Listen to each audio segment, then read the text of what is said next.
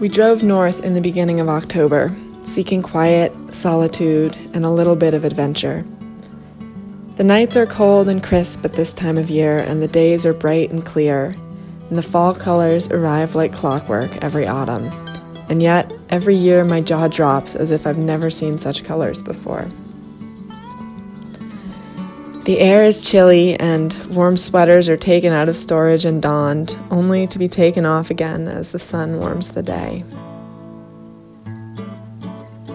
The further north we drove, the brighter the colors became, and I stared out the van window in awe at the vibrant reds, bright yellows, and amazing orange tones that painted the hillsides.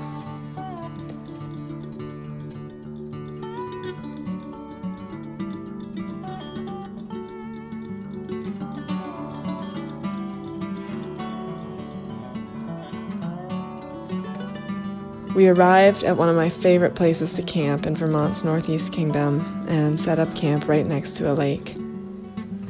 The glassy water was perfect for a late afternoon paddle, and we didn't waste any time heading out.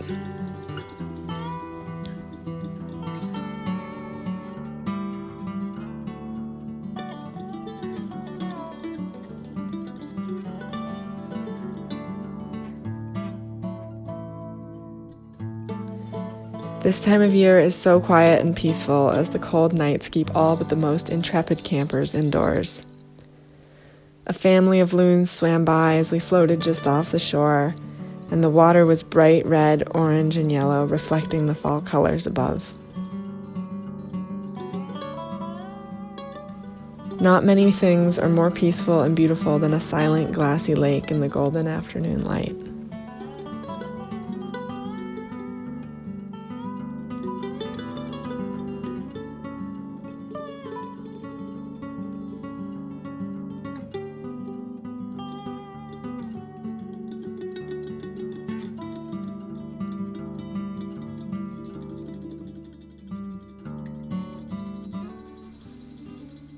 The sun was sinking low by the time we returned to the shore and set up camp in earnest, and it was not long before we had a fire going and dinner cooking on the grill. Freshly dug potatoes from the homestead, the last few red peppers from the greenhouse, and filet mignon from the cows we harvested earlier in the year.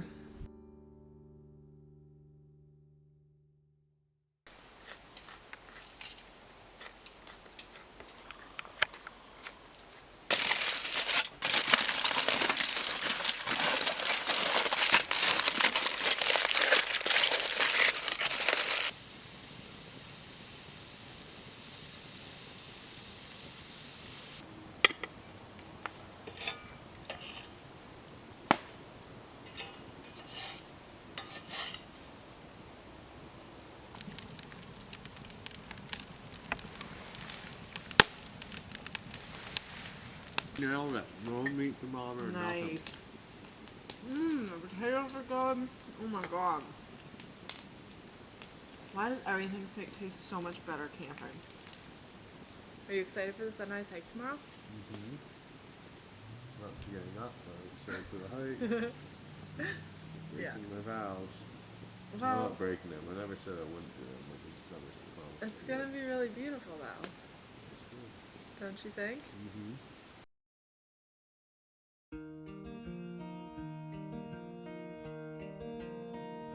We awoke before dawn the next morning, and it took every ounce of my willpower to roll out of the warm bed, place my bare feet on the cold floor, and dress for the day. But the thought of watching the sunrise from the top of the mountain was exciting enough to get me through.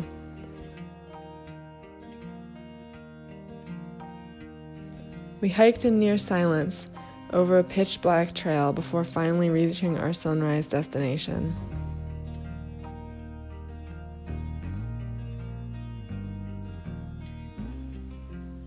We reached the top just as the sky was turning pink, and the lake below us reflected the morning glow. As we sat and watched, the sky turned from pink to orange as the sun crested the distant hills in the east, and the foliage was on fire.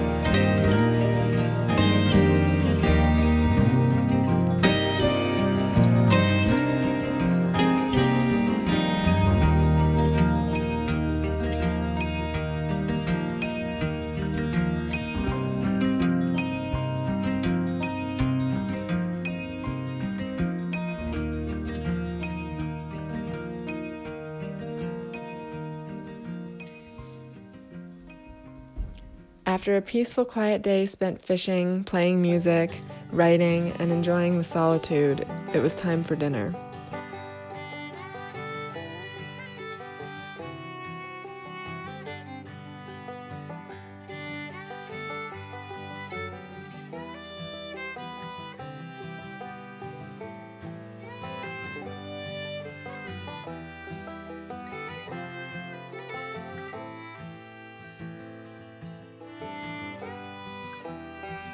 Earlier in the day, Greg had caught a beautiful largemouth bass, and we decided it was only right to try to make fish and chips.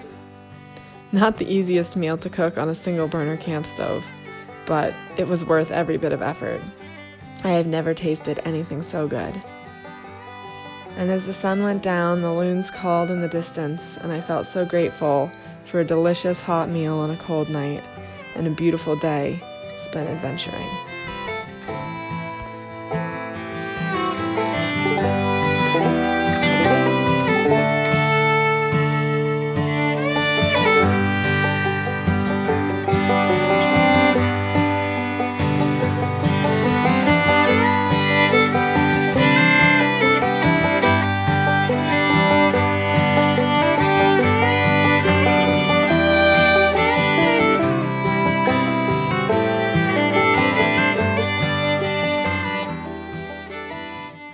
After a few days away, I always find a new appreciation for home. And even though I'm excited for the next adventure, it felt good to be back in the routine of farm chores and gardening and the coziness of the home and our wood stove. We've had some big breakthroughs with the heifers lately. They are still far from the snuggly creatures we hope they will someday be. But now they allow themselves to be caught and brushed, and they even lean into a good neck scratch. And, even more exciting, we've started working on leading them. Every day that we take them out for a walk on their halters, they become a little bit less stubborn. The progress has been so fun to experience. And it finally feels like there's light at the end of this tunnel.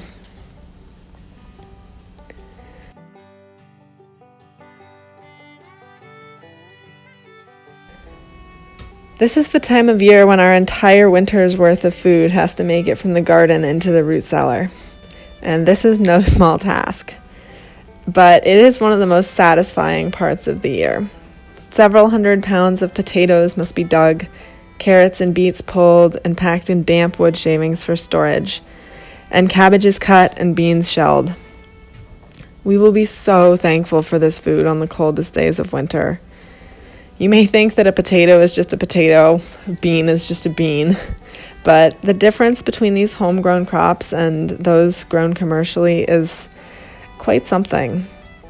The flavor, the texture, and the overall quality are undeniably so much better than anything found on the shelves of a supermarket.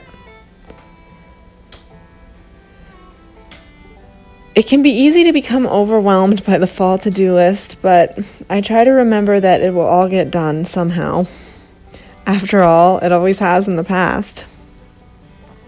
One step at a time, everything will come together. And as the seasons transition, I find myself already sorry that summer has gone, already excited that winter is just around the corner, but mostly really content and thankful to putter here in the garden under the autumn sun and enjoy the fall colors while they last. After all, the shortness of this season is half of what makes it so special.